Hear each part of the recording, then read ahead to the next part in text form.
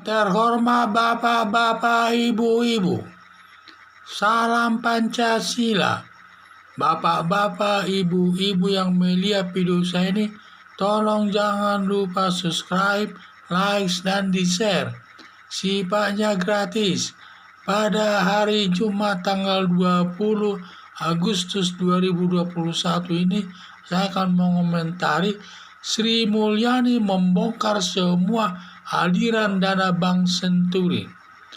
Kasus Bank Senturi masih ada pelaku aliran dana Bank Senturi belum terungkap sampai sekarang yang menangani hal tersebut, yang melakukan perbuatan tersebut. Diduga modus operandinya atau caranya melakukan uang aliran dana tersebut, di mana Bank Senturi yaitu Bank Indonesia meminjamkan uang kepada Bank Senturi sebesar 6 triliun. Kemudian uang 6 triliun tersebut diambil dan diserahkan kepada Susilo Bambang Yudhoyono. Untuk membongkar aliran dana Bank Senturi, Sri Mulyani akan mengungkapnya. Sri Mulyani dapat menjelaskan aliran dana tersebut karena Sri Mulyani pernah menjabat Menteri Keuangan pada saat Susilo Bambang Yudhoyono selaku Presiden RI. Dia nggak mengetahuinya karena Sri Mulyani Menteri Keuangan di atas kegiatan, dan karena Sri Mulyani Menteri Keuangan, semua kegiatan bank di bawah pengawasannya. Selalu ada laporan dari semua pihak bank, termasuk Bank Senturi, atas semua transaksinya kepada Menteri Keuangan. Besar dugaan saya, semua aliran dana Bank Senturi kepada Susilo Bambang Yudhoyono dapat dibongkarnya. Perbuatan Susilo Bambang Yudhoyono ini merupakan perbuatan korupsi yang merugikan keuangan negara, yang melanggar pasal 2 Undang-Undang Nomor 31 Tahun 1999 tentang pemberantasan tindak pidana korupsi. Ancaman hukumannya: 1. Hukuman mati, 2. Hukuman seumur hidup, dan ketiga hukuman badan maksimal 20 tahun. Salah satu dari 3 jenis hukuman tersebut dapat diterapkan kepada pelaku korupsinya, yaitu tergantung daripada pertimbangan hakim. Kalau pertimbangan hakim lebih banyak masalah pemberatannya, maka dapat dikenakan hukuman mati atau seumur hidup. Tetapi kalau lebih ringan, banyak pertimbangan yang meringankan, mungkin dapat dikenakan maksimal hukuman 20 tahun atau kurang dari 20 tahun tersebut.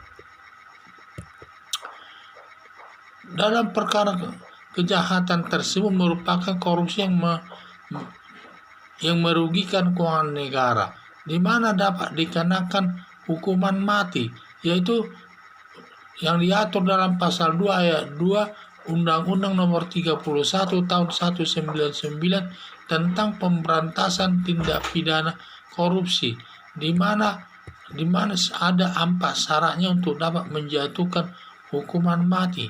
1. Negara dalam keadaan bahaya yang diatur dalam undang-undang. Samping itu juga bahwa dalam bencana alam ini banyak jenisnya, dalam arti gunung meletus, dan juga banjir bandang, dan juga ada juga tsunami, virus corona, dan lain sebagainya. Salah satu perbuatan tersebut dilakukan dapat dikenakan hukuman mati. Samping itu juga syarat ketiga, mengulangi perbuatan korupsi, yaitu seseorang pernah melakukan perbuatan korupsi yang sudah dihukum hakim dan sudah mempunyai kekuatan hukum yang pasti, dan sudah selesai menjalani hukumannya, belum lewat 5 tahun melakukan perbuatan korupsi lagi. Itu jadi dia mengulangi perbuatan korupsi tersebut. Dan juga resesi keuangan dan ekonomi. Jadi negara dalam keadaan kesulitan keuangan, hanya membayar gaji pemerintah, aparat negara pun kesulitan. Di samping itu juga ekonominya lesu, tidak ada yang laku. Pada saat itu ada melakukan perbuatan korupsi, maka orang tersebut dapat dikenakan hukuman mati. Sekarang ini salah satu syarat dari 4 syarat tersebut dipenuhi, dapat dikenakan hukuman mati. Dan saat ini negara Indonesia dalam kondisi pandemi virus corona atau bencana alam, maka apabila ada melakukan perbuatan korupsi saat ini dapat dikenakan hukuman mati. Jadi ada 4 syarat tersebut yang untuk dapat dikenakan hukuman mati. Karena melakukan hukuman mati tidak bisa sekaligus dilakukan, ada syaratnya. Yaitu syarat pertama adalah negara dalam keadaan bahaya yang disebut dalam undang-undang. Kedua, bencana alam. Ketiga, mengulangi perbuatan korupsi. Keempat, resesi keuangan atau ekonomi negara. Demikianlah syaratnya tersebut. Sekian dan terima kasih.